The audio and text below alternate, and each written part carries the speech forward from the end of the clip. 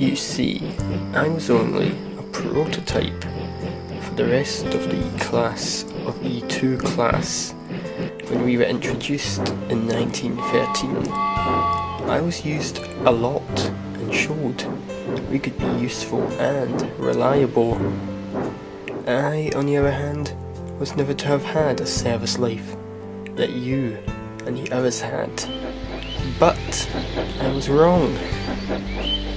I was kept with the London, Brighton and South Coast Railway and got to do passenger trains and freight work. Even if I did a little work, I still considered it a big deal and worth doing. You and I never met much and barely spoke, but we would exchange whistle salutes as we passed by.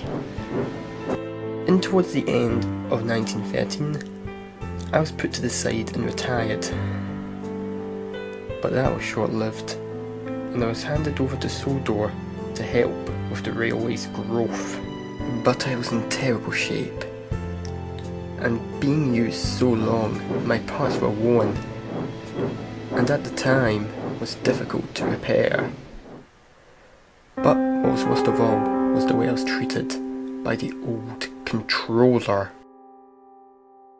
Throughout 1914, before the outbreak of World War I, I was treated badly by the people who did not know how to drive those engines properly. But that was because the controller assigned them to do that, to make them look like professional crew members. I never had any accidents while this happened, but I was so angry and embarrassed that I rapidly lost my pride and faith in who I was, and I went into a deep depression. Around early 1914, I was scolded and looked down by the old controller. The fact was that he never really understood how to run a railway and was only into money and greed. He later told me that after I was to take a night passenger train, I was going to be withdrawn and later sold for scrap, mainly due to my parts being so old and overused a lot, and not getting enough repairs done correctly. At this point, I was so upset and enraged, my pain running out of control, and started to plot my revenge against the controller.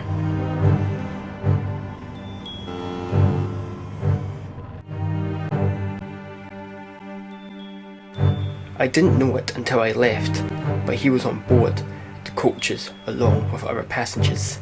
Deep down, I knew what I was going to do, and it would cost me a heavy price.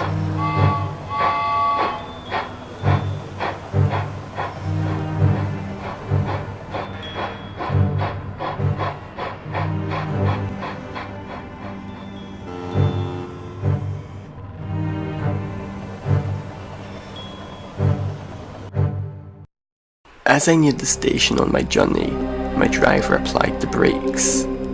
But they failed and I sped up, going faster and faster. I refused to listen to my driver's pleas to stop, and after I got turned onto the wrong track and saw I was heading towards a cliff, I gave in to my hatred and pain and shouted out my last words, cursing and falling to my death, taking every soul with me, including the controller.